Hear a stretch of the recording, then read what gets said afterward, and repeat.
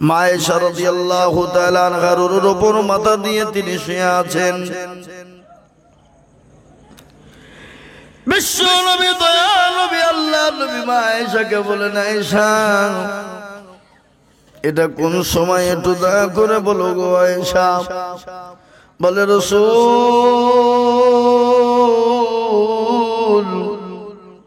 এটা হলো আসরের টাইম। বলে, আয়েশা আমার মসজিদে নববীর দিকে মাথাটা উঁচু করে দাও। বিশ্ব নবী মসজিদে নববীর দিকে মাথাটা একটু উঁচু করে দেওয়া হলো।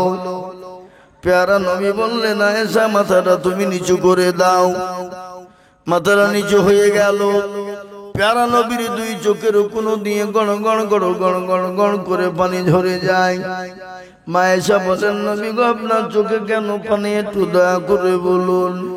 বলে, আয়েশা এটা আমার দুঃখের পানি নয়, সুখের পানি।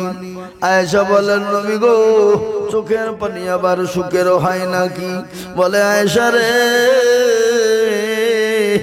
কোন সময় সময় হয়তো দুঃখের সুখেরও হয়ে যায়। বলে, রাসূল বুঝতে পারলাম না। বলে, আয়েশা কান করে শুনে নাও, ভালো করে শুনে নাও। আমি নবী যখন মক্কার জমিনে মানুষকে নামাজের দাওয়াত দিলাম, কলেমার দাওয়াত দিতে গেলাম রে আয়েশা, কাফের বেঈমানরা আমার উপর অত্যাচার শুরু করে দিল। আমি যখন নামাজের যাই, নামাজে দাঁড়িয়ে নামাজ যখন পড়তে শুরু করে দিলাম, ও আয়েশা কাফের বেঈমানরা আমার পিঠের উপর ভুঁড়ি চাপিয়ে দিল। খালি তাই নয় রে আয়েশা, আমি রাসূল যখন নামাজের জন্য নামাজ পড়তে শুরু করে দিলাম, কাফের বেঈমানরা আমার মুখের ভিতর দিয়ে গলা দিয়ে গামছা বেঁধে দিয়ে পেছন দিকে টান দিয়ে দেয়। আমি নবী আমার জিহ্বা মোবারক পর্যন্ত বের হয়ে গেছে। আয়েশা মক্কার জমিনে কাফের বেঈমানরা আমার উপর অত্যাচার শুরু করেছে রে আয়েশা। খালি এটাই নয়, আমি যখন মানুষের কাছে যখন কলেমার প্রচারের দাওয়াত নিয়ে গেলাম, মানুষকে ডেকে বললাম তোমরা আমাকে মেনে নাও, আমার আল্লাহকে মেনে নাও, আমার আল্লাহর বড় দিনকে তোমরা মেনে নাও, আমার আল্লাহর বড় হুকুম নামাজ তোমরা আদায় করে নাও।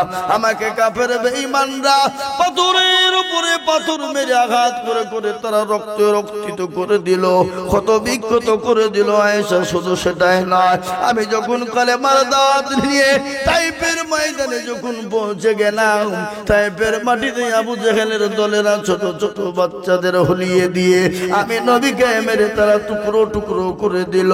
আমার আয়েশা তাইফের মাটিতে আমি যখন জুতো পরে গিয়েছিলাম, আমার শরীরের রক্তগুলো ঝরঝর ঝরঝর করে জোরে জোরে জোরে জোরে পায়ের দিকে নিচের দিকে পড়ে গেল রে আয়েশা। আমার চটির সঙ্গে জুতোর সঙ্গে আমার পাটা লেগে গেল, রক্ত জমাট বেঁধে গেল, আমি অজ্ঞান হয়ে গেলাম, আমার জ্ঞান হারা হয়ে গেল। আমি সঙ্গে সঙ্গে কিছুক্ষণ পরে জ্ঞান হারা হইতে ফিরে এলাম। কিন্তু এদিকে বিশ্ব নবী তাইফের ময়দানে রক্ত শরীর নিয়ে বেহুশ হয়ে যখন জমিনের উপরে পড়ে গেল, ফেরেশতারা বলে আল্লাহ সহ্য করতে পারি না, একটাবার হুকুম দাও তাইফের মাটিকে বরবাদ করে দিই গো আল্লাহ, তাইফের মাটিকে ধ্বংস করে দিই।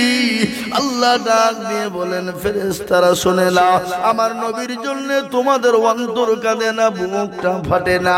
আমি নবী, আমি আল্লাহ, আমার নবী একটা বার যদি তাইফের জন্য বদদুয়া করে দেয়, আমি তাইফের ময়দানটাকে ধরে উল্টে আমি শেষ করে দেব। কিন্তু বিশ্ব নবী তাদের জন্য বদদুয়া করলেন না। এত মার খেলেন, এত মার খাওয়ার পরও নবী কিন্তু কলেমার দাওয়াত দেওয়া বন্ধ করলেন না। বিশ্ব নবী যদি কলেমার দাওয়াত দেয়, কাফের বেঈমানরা তত নবীর উপর অত্যাচার শুরু করে দেয়। আমার আল্লাহ বলেন নবী গো, আপনাকে আর মক্কার জমিনে থাকা চলবে না, মক্কার জমিনে আর থাকা চলবে না। ওগো নবী, আপনি এই মুহূর্তে মক্কা ছেড়ে মদিনার পথে চলে যান। বিশ্ব নবী মক্কা ছেড়ে মদিনার পথে যাবে, কিন্তু রাসূলুল্লাহ একা যেতে বড় ইস্তদত করে, একা যেতে বড় কষ্ট বোধ মনে করে।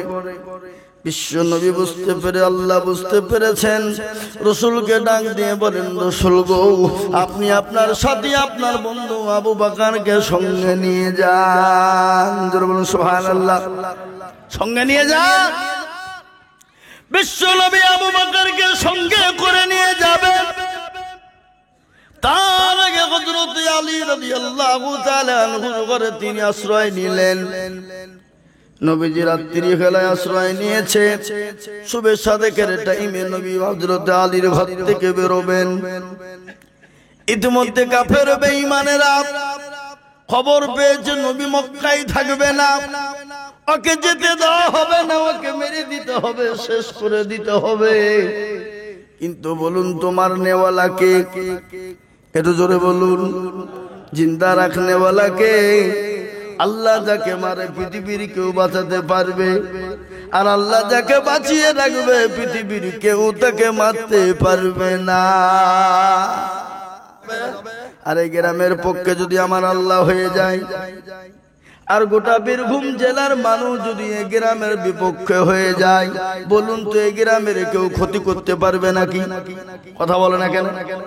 তাহলে মারনেওয়ালাকে, জিন্দা রাখনেওয়ালাকে, ইজ্জতের মালিককে, বেইজ্জতের মালিককে। জোরে কর। কোরআন বলেছে, কুলিল্লাহুম্মা মালিকাল মুলক তুতিল মুলকা মান তাশা ওয়া তানজিউল মুলকা মিম্মান তাশা ওয়া তুইজ্জু মান তাশা ওয়া তুজিল্লু মান তাশা বিয়াদিকাল খায়র ইন্নাকা আলা কুল্লি শাইইন কাদির। কোরআন কি বলে? কবি কি বলে? রাজ্য মানো সিংহাসন সবই করি দান, শাহানশাহী কেড়ে নিয়ে ফকির বানান। বাচ্চাকে ফকির করে, ফুলকে করে দান, আর ভাঙা গড়ার পৃথিবীতে এই তো তারকা। কত হাজার টাকা কত জনে লয়, সারাদিন খেটে কেহ অনাহারে রয়। কেহ বা হাজার টাকা পাইবি না মাহিনাতে,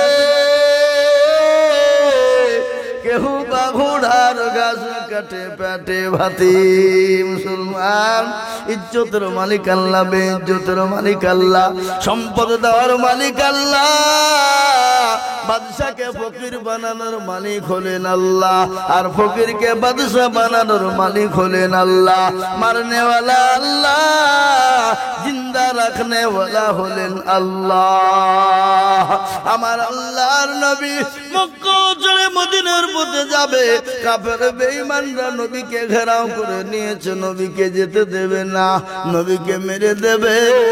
আল্লাহ ডাক দিয়ে বলেন, নবী গো, আপনি কোন রকম কোনো চিন্তা করবেন না। ওগো নবী, আপনি এক মুঠো বালি তুলুন গো নবী। বালি তুলে তা সহজ পড়ে কাফেরদের মাথাতে ছিটিয়ে দেবেন, কাফেরদের মাথায় ছিটিয়ে দেবেন আপনি, আর কাফেরদের চোখ বন্ধ করে দেব আমি। সুবহানাল্লাহ।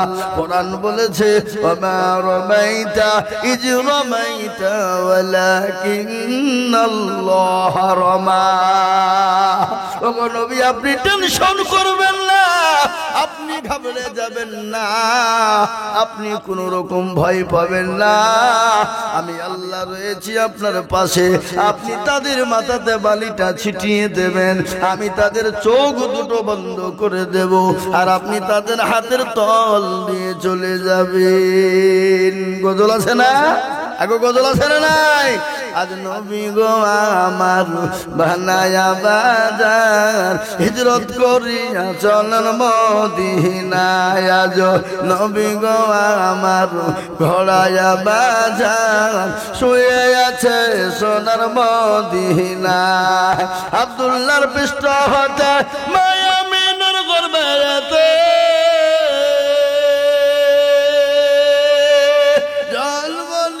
নবী মক্কাতে, আজ নবী গো আমার ঘোড়ায়া বাজার হিজরত করিয়া চলল মদিনায় আজ নবী গো আমার ভানায়া বাজার শুয়ে আছে সোনার মদিনায় আব্দুল্লাহর পৃষ্ঠ হতে মায়া মিনার গর্ভেতে জন্ম নিলেন নবী মক্কাতে আজ নবী গো আমার ঘোড়ায়া বাজার হিজরত করিয়া চলেন মদিনায় আজ নবী গো আমার বানায়া সংসার শুয়ে আছে সোনার মদিনায়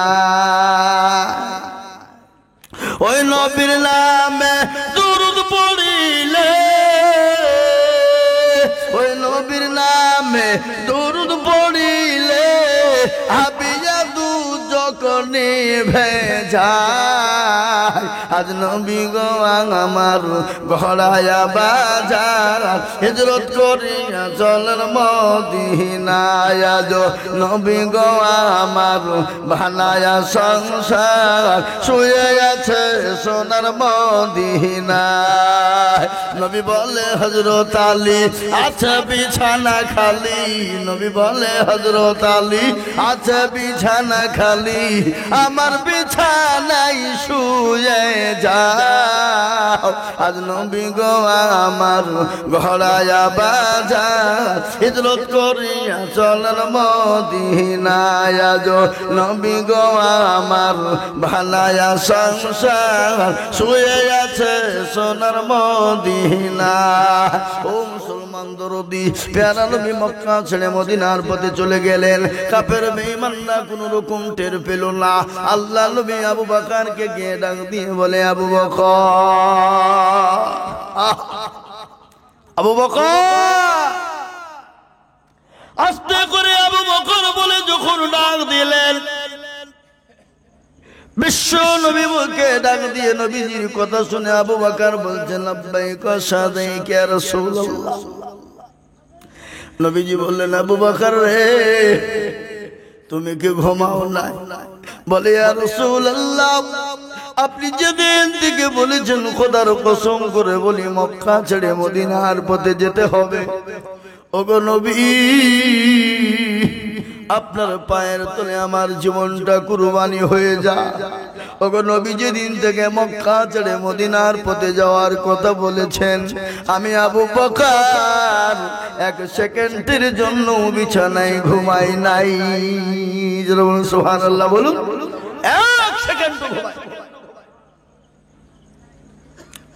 বিশ্ব নবী বলেন আবু বকর রে তোমার নাম তো শুধু আবু বকর নাও তোমার নাম হলো আবু বকর সিদ্দিক তোমাকে আমার আল্লাহ সিদ্দিক উপাধি দিয়েছে কেন শোনেন কোথা থেকে সিদ্দিক উপাধি দেওয়া হলো আল্লাহর নবী যখন সিদরাতুল মুনতাহা গিয়েছিলেন সিদরাতুল মুনতাহা বুঝেন তো আল্লাহ নবী যখন মিরাজে গিয়েছিলেন মিরাজের রাত্রি বিশ্ব নবী মিরাজে গেলেন মিরাজে গিয়ে জান্নাত ঘুরলেন জাহান্নাম ঘুরলেন জাহান্নামের জান্নাত ঘোরার ভিতরে একটা দৃশ্য তিনি দেখলেন জান্নাতের ভিতরে কে জানো ওই জান্নাতের ভিতরে আপনার পা যেন পায়ের একটা ধাপ শুনতে পাওয়া যায় পায়ের ধাপ শোনা গেল বিশ্ব নবী তিনি উপলব্ধি করলেন এই জান্নাতের ভিতরে কার পায়ের ধাপ শোনা যায় তিনি দেখলেন হযরত বিলাল নবীজি চলে এলেন সিদরাতুল মুনতাহা থেকে ফিরে এলেন বিশ্ব নবী বিলালকে দেখে বলেন বিলাল রে ও বিলাল এদিকে এসো বলো তুমি কি আমল করো রে বিলাল কি আমল করো হযরত বিলাল বলেন নবী গো আমি তো মূর্খ আমি তো হাদিস জানি না আমি তো হাদিসের সঙ্গে বেয়াদবি করতে পারবো না এখানে ওলামারা আছে জিজ্ঞাসা করুন বুখারী মুসলিম তিরমিজি ইবনে মাজাহ নাসাই আবু দাউদ সেই হাদিসের ছয়টা হাদিসের ভিতরে একটা হাদিসের ভিতরে বিলাল রাদিয়াল্লাহু তাআলা আনহুর হাদিস পাওয়া যাবে না বিলাল বললেন ইয়া রাসূলুল্লাহ, আমি আপনার হাদিসের সঙ্গে বেয়াদবি করতে পারবো না, আমি মূর্খ মানুষ। কিন্তু হতভাগা, তুমি কখন মরবা কোনো গ্যারান্টি আছে নাকি তোমার? নট গ্যারান্টি কথা বলেন। দেখা যায় ছেলে থেকে যায় বাপ চলে যায়, দেখা যায় বাপ থেকে যায় ছেলে চলে যায়, যায় না গো? কথা বলেন যায় না। তাই তো আল্লাহ বললেন, ইয়া আইয়ুহাল্লাযীনা আমানু কু আনফুসাকুম ওয়া আহলিকুম নারা। আল্লাহ বলেন, ওগো ঈমানদার, আল্লাহ ডাক দিয়ে বলেন, ওগো ঈমানদার, তোমরা কখনোই তোমরা মরো না, ও বান্দা কখনোই মরো না। আল্লাহ বলেন, ইয়া আইয়ুহাল্লাযীনা আমানু কু আনফুসাকুম ওয়া আহলিকুম নারা।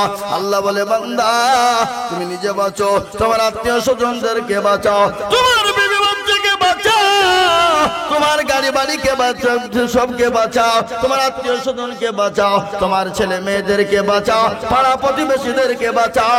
কোথা থেকে বাঁচাবা? ওই কুদুহান নাস ওয়াল হিজারা, যে জাহান্নামের জ্বালানি হবে মানুষ এবং পাথর। এবং মানুষ এবং পাথরকে জ্বালানি কেন করা হলো?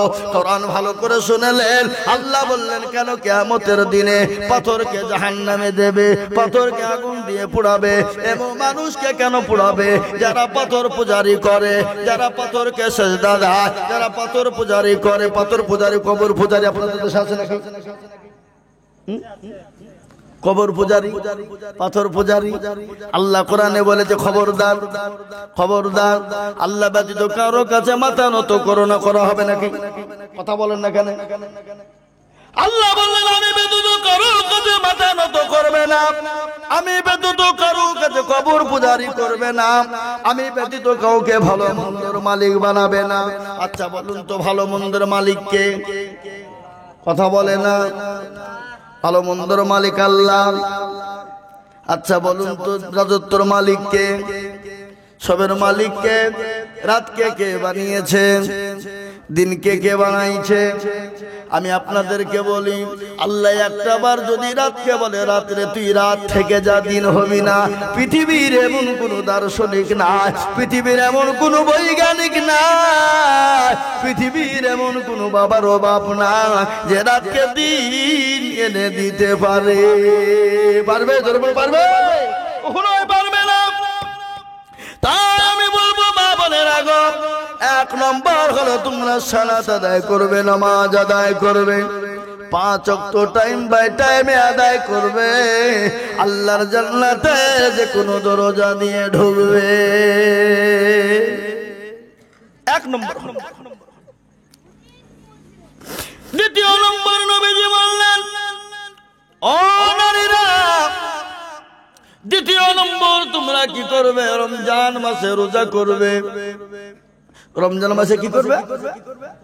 রোজা আদায় করবে, শ্যাম পালন করবে, শ্যাম আদায় করবে, শ্যাম পালন করবে, রোজা পালন করবে। আমার আল্লাহ বললেন, মহিলারা যদি রমজান মাসে রোজাকে সুন্দরভাবে আদায় করে না, আল্লাহর জান্নাতের 8টা দরজা দিয়ে প্রবেশ করবে। করা হলো? দুটো। 3 নম্বর গুলো নবীজি বললেন, মহিলারা, ও মেয়েরা, তোমরা স্বামীর খিদমত করবে, স্বামীকে ভালোবাসা দেবে, স্বামীকে মহব্বত করবে। আচ্ছা বলেন তো, বিবি কাকে কাঁদে আপনাদেরকে কিরকম ভালোবাসে? একটু হাত তুলে দেখান।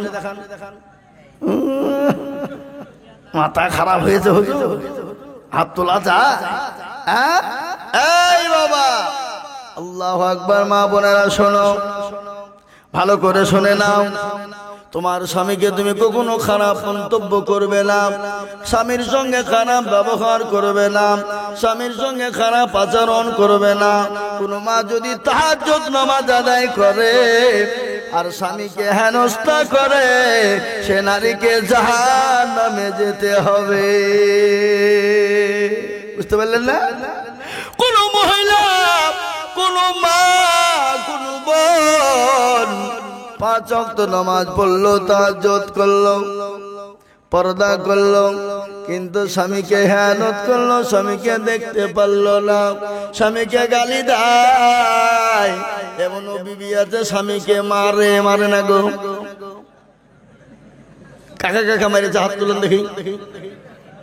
বাবা অতুলা যায় হুজুর, মান সম্মান সব চলে যাবে নাকি? না মুসলমান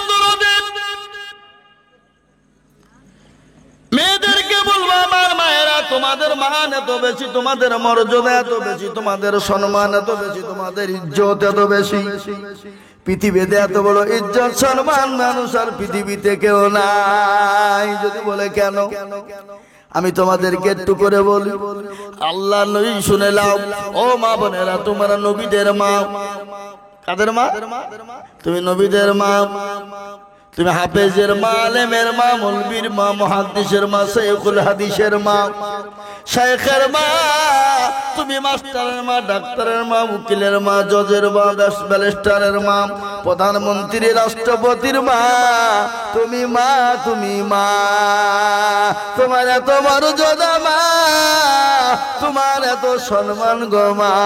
খবরদার খবরদার, তুমি তোমার স্বামীকে তুমি কখনো খেয়ানত করবে না, স্বামীকে গালি দেবে না, স্বামীর সঙ্গে খারাপ ব্যবহার করবে না, স্বামীকে রাগান্বিত রাখবে না, স্বামীকে মহব্বত করবে, স্বামীকে ভালোবাসা দেবে। আল্লাহ নবী বললেন, কোন মহিলা যদি মারা যায় আর তার স্বামীকে যদি বলে আমার বিবি আমাকে ভালোবাসতো, আমাকে ভালোবাসা দিত, নবীজি বললেন ওই মহিলা আল্লাহর জান্নাতের 8টা দরজা দিয়ে ঢুকবে।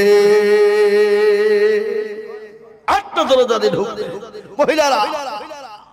মা বোনেরা, পুরুষরা মনে মনে করছে যে মেয়েদেরকে ভালো করে বলুক যেন আমাদের জায়েজি খিদমত শুরু হয়েছে নাকি। তাহলে মেয়েরা বলবে হাতির বলে মৌলবীকে আনিস নিয়ে আমাদের দুর্নাম করে দিয়ে চলে গেল রে। এই বাবা, মুসলমান দরদি শুনেলেন, বিবিকে ভালোবাসা দেবেন, বিবিকে মহব্বত করবেন, মহব্বত বেড়ে যাবে। বিবির 3টে জায়গাতে চুমো দেবেন। কয়টা জায়গায় জোরে বলুন? আপনারা মনে মনে করছেন আইজুল হক সাহেব আপনি আজকে বলছেন, চাচারা বলছেন আজকে বলছেন, এতদিন কোথায় ছিলেন? আপনার চাচি আপনার দাদি তখন ভিড় দিয়ে দিবে না কাছে নাকি? 3টে জায়গায় চুমো দেবেন।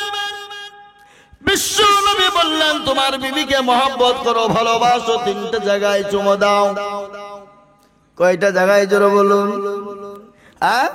1 নম্বর হলো গালে, 3 নম্বর হলো, 2 নম্বর হলো কপালে, আর 3 নম্বর হলো হাতের এই জায়গা। এখানে আমার এখানে বিবির হাতে চুমো দিই, মহব্বত করে ভালোবাসি, তাই না? কিন্তু নবীজি বললেন যে না, তুমি তোমার বিবির এই জায়গাতে চুমো দেবে। এই জায়গাতে একটা না 70টা রগ রয়েছে। এই 70টা রগের মাথায় যখন তুমি চুমো দেবে, ওই 70টা রগে রগে তোমার বিবির মহব্বত তোমার উপর জন্ম পয়দা হবে। আমরা ভুল জায়গায় চুমু দিয়ে ফেলি, তার জন্য আমাদের বিবিদের সঙ্গে আমাদের মহব্বত মিল ভালোবাসা কিচ্ছু না। বুঝতে পারলেন না আমার বাবা জীবনেরা? আমি আপনাদেরকে বলে যাই, খালি বিবিদের খিদমত নিলে হবে না। রাত্রি বেলায় জ্বর হয়েছে, মাথা যন্ত্রণা, পায়ে বেদনা, বুকে ব্যথা, পিঠে ব্যথা, মাথায় ব্যথা, বলে বিবি গো একটু পাটা টিপে দাও, মাথা নাই একটু টিপে দাও। এটা নবীর আদর্শ। শুনে না, নবীর আদর্শের কথা বলছি আপনাদের। জি, বিশ্ব নবীর আদর্শ কাকে বলে? বিশ্ব নবীর ব্যবহার কেমন ছিল, বিশ্ব নবীর আখলাক কেমন ছিল, বিশ্ব নবীর চরিত্র কেমন ছিল, বিশ্ব নবী বিবিদের সঙ্গে কেমন ব্যবহার করেছে, বিশ্ব নবী সাহাবাদের সঙ্গে কেমন ব্যবহার করেছে, বিশ্ব নবী তাদের বিবিদের সঙ্গে কেমন ব্যবহার করেছে। আর আমাদের কিরকম ব্যবহার? বিবি একটা কথা বললে একবার বিশ বিশ বিশ বিশ করে উঠি, যারা বলো ঠিক না? মানে যে নবাব সিরাজউদ্দৌলা, নবাব সিরাজউদ্দৌলা। আল্লাহ নবীর বিবি মা আয়েশা বললেন, শোনেন, মা আয়েশা বললেন আমার বাড়িতে খাবার ছিল না, ভালো মন্দ খুবই কম হতো, যদিও কোনোদিন ভালো মন্দ হতো আমি হাড় চুষে রেখে দিতাম। আমার বিশ্ব নবী, বিশ্ববরণ্য নবী, মানবতার দূত, তিনি ওই হাড় কানা তুলে নিজে তিনি চুষতেন। জোরে বলুন সুবহানাল্লাহ। মা আয়েশা আরো বললেন, আমি আয়েশা যখন পানি পান করতাম, গিলাসে করে পাত্র করে যখন আমি পানি পান করতাম, আমার নবী এত ভালো, আমার নবী এত ভালো, আমার রাসূল এত ভালো, তিনি কি করতেন? ওই জায়গাতে পানি মুখ লাগিয়ে পানি পান করতেন। বলে আরে আমার বিবি আয়েশা এই জায়গায় মুখ লাগিয়ে পানি পান করেছে। ও মুসলমান, তুমি বিবির খিদমত নেবা আর বিবির খিদমত তুমি করবা না। কোরআন বলেছে হুন্না লিবাসুল লাকুম ওয়া আনতুম লিবাসুল লাহুন্না।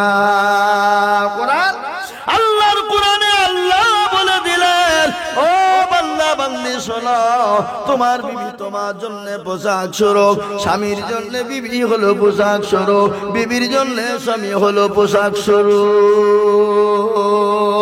ও মুসলমান, স্বামী স্ত্রীর মহব্বত ভালোবাসা, আপনি দেখবেন অট্টালিকা আছে, গাড়ি আছে, বাড়ি আছে, সব আছে, টাকার অভাব নয়, গাড়ির অভাব নাই, কিন্তু বাড়িতে এসে বিবির সঙ্গে মিল নাই, অশান্তি, সে টাকার কোনো মূল্য না।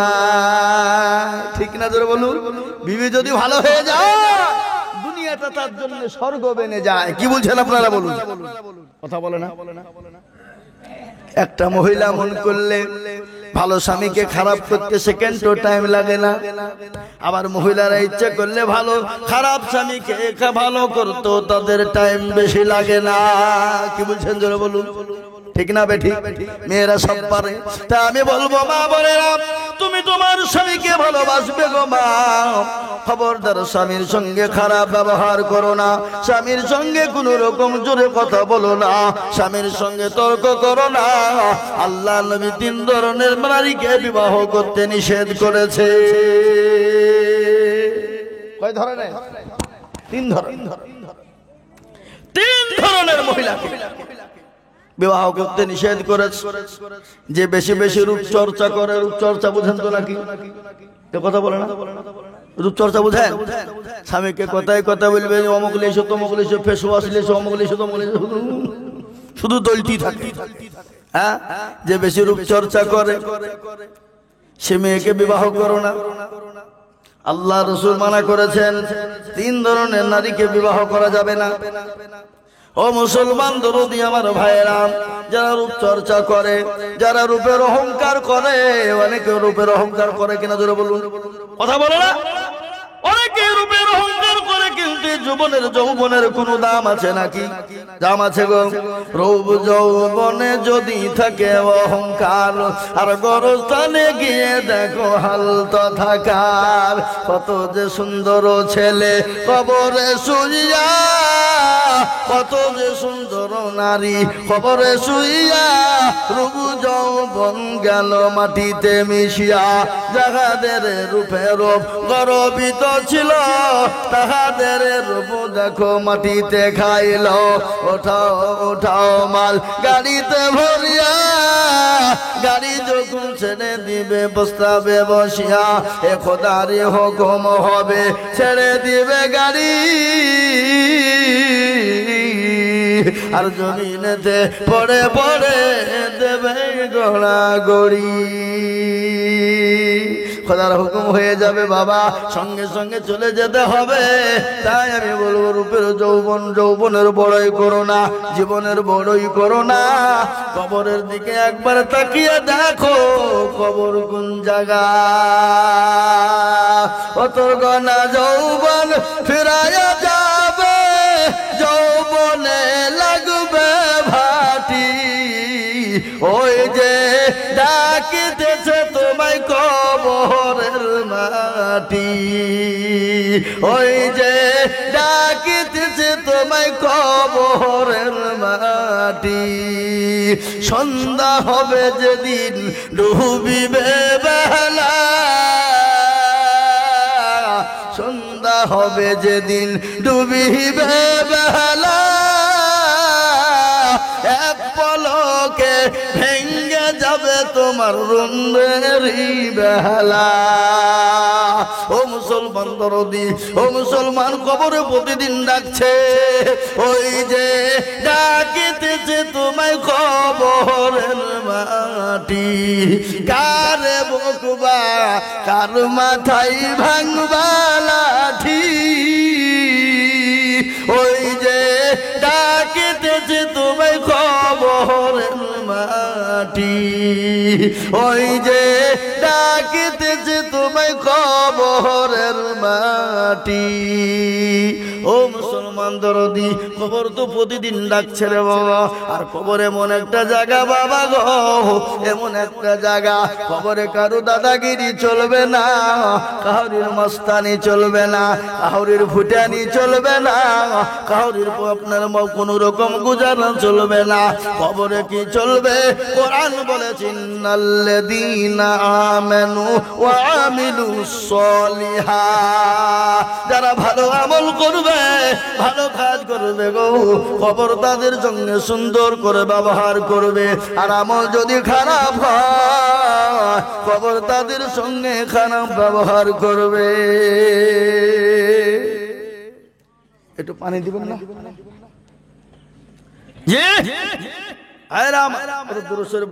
ইব্রাহিম পড়ুন, আল্লাহুম্মা সাল্লি আলা মুহাম্মাদ ওয়া আলা আলি মুহাম্মাদ। সকলে পড়ুন। পড়ছে না কেউ নাকি? اللهم صل على محمد وعلى ال محمد كما صليت على ابراهيم وعلى ال বাবা, এই দুরূদটা কোথায় লাগে?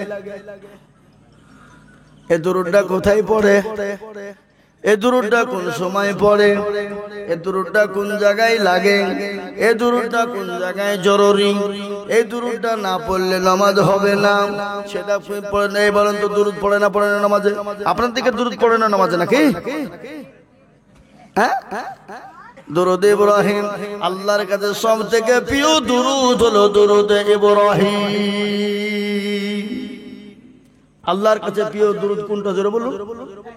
রাসূলের কাছে প্রিয় দুরূদ কোনটা? ইব্রাহিম।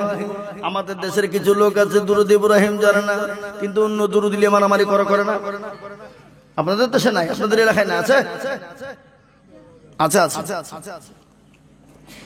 দুরূদ ইব্রাহিম জানে না, কিন্তু অন্য দুরূদ নিয়ে মারামারি করে। মৌলবি যদি দুরূদ না করে, মৌলবি তোর বক্তব্য চলবে না, তো দুরূদ পড়িনি। কিন্তু মালকে বলছে তুই দুরূদ ইব্রাহিমটা পড়ছিস বলে জানিনি। জানি কি বুঝলেন? বুঝতে পারলেন না? এরকম হয় না, হয় না? জোরে বলুন। আছে। ও মুসলমান দরদি, আমি যেটা বলছিলাম, তাই আমার মা বোনেরা, 3 নম্বর হলো স্বামীর খিদমত করবে মা। 3 নম্বর কি করবে?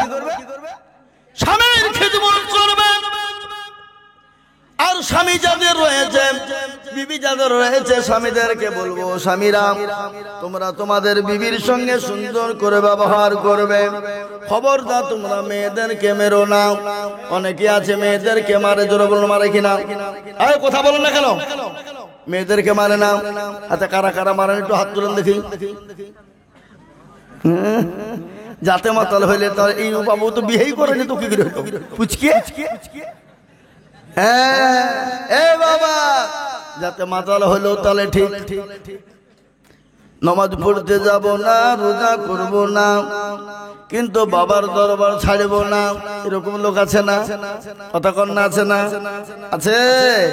বুঝলাম। আমি শোনাচ্ছ দিকে যাচ্ছি, আপনাদের শোনাবো। শুনবেন তো না? দোয়া করে দেবো। ছেড়ে দিই না? না, ইমাম সাহেব যা বলেছে 1 মিনিট পার হবে না। ইমাম সাহেবের কথা অনুযায়ী কথা। আগেই বলেছে বাদশাহ যা বলবে তা শুনতে হবে, নাকি?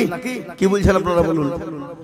হ্যাঁ হ্যাঁ, আল্লাহু আকবার, সুবহানাল্লাহ, সুবহানাল্লাহ।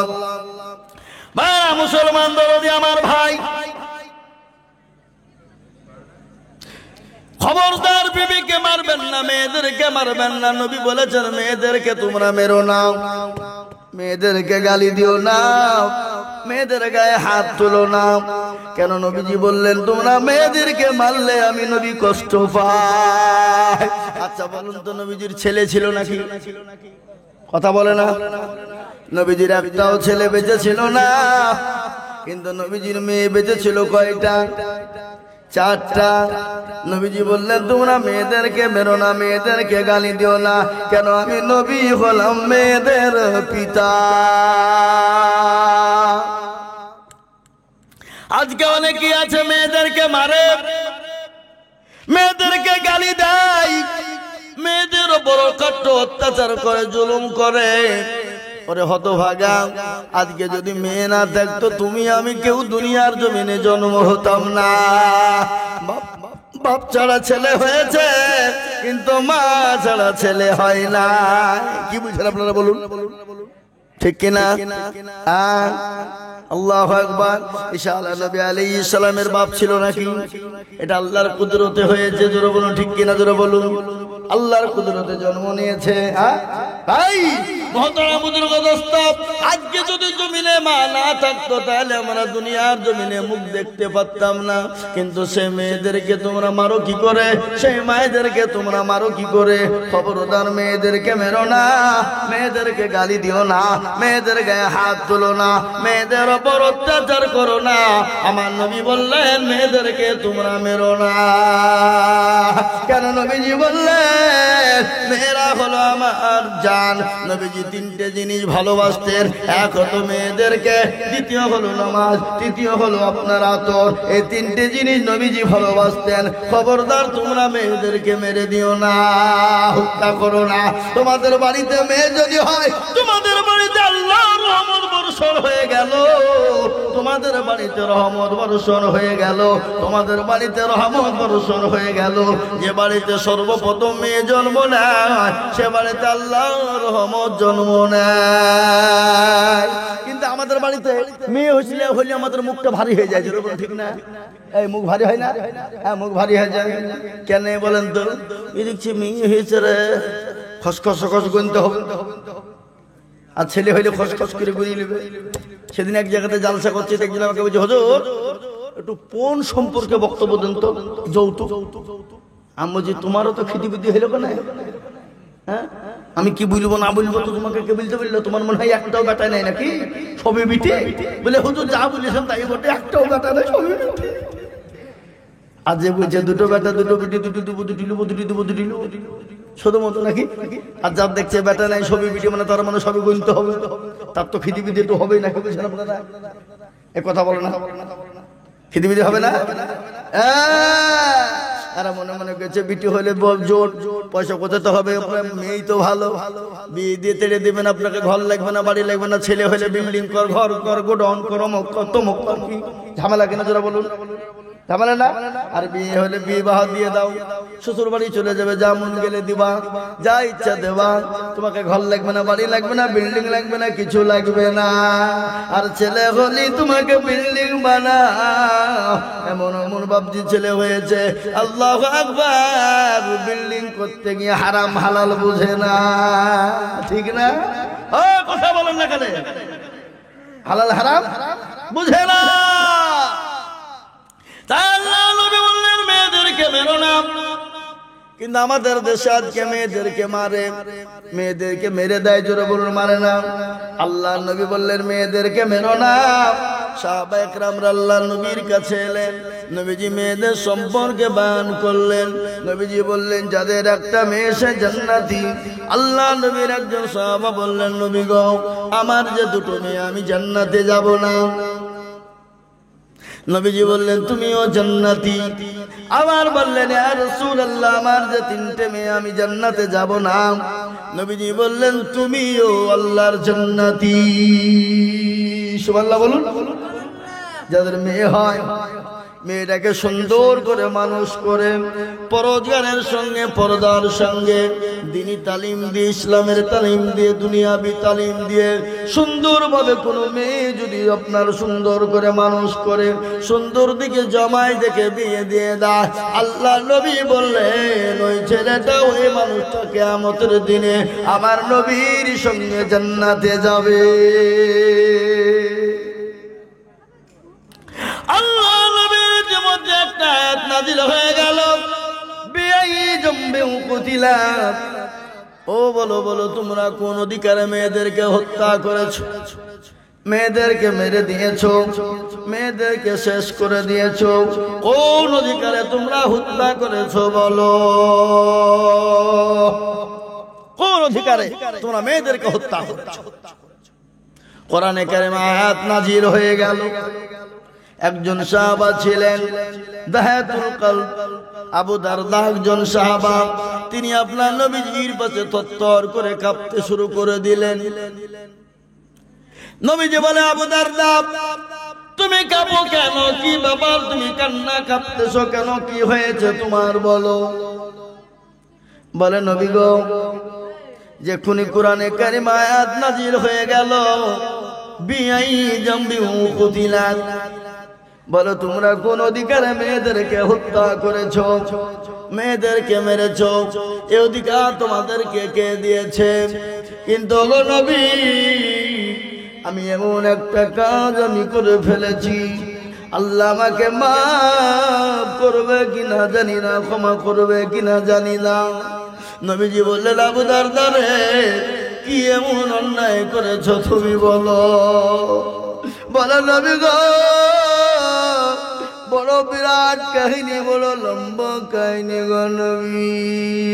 ও রাসূল,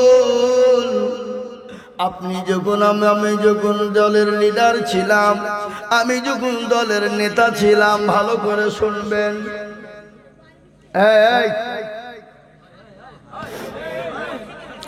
আমি যখন দলের নেতা ছিলাম, আমি যখন দলের লিডার ছিলাম, ওগো নবী, বড় কাহিনী ঘটনা ঘটে গেছে, মর্মান্তিক ঘটনা।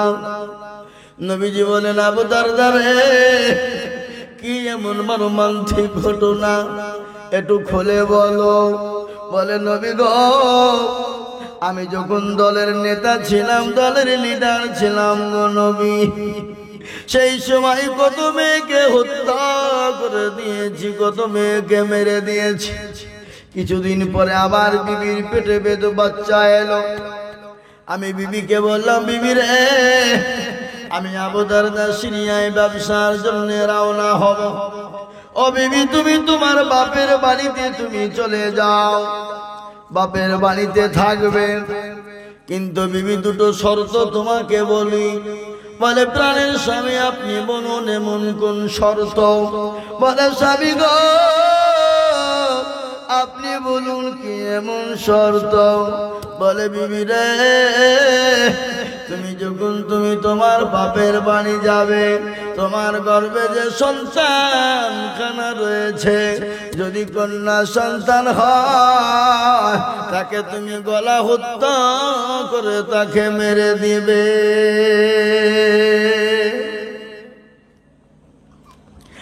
আর যদি পুত্র সন্তান হয়ে যায়, তাকে তুমি লালিত পালিত করবে, বড় করে মানুষ করবে। আবু দারদা বিবিকে বলে দিয়ে ব্যবসায় চলে গেল। ব্যবসায় চলে গেল, বিবি তার মায়ের বাড়ি চলে গেল। আবু দারদার বিবি তার শ্বশুরের বাড়িতে চলে গেল। আবু দারদারের শ্বশুর বাড়ি একদিন করতে করতে করতে যখন বাচ্চা ভূমিষ্ঠ হওয়ার সময় হয়, যতদিন যায় তত মায়ের অবনতি হয়ে যায়, উন্নত নাই।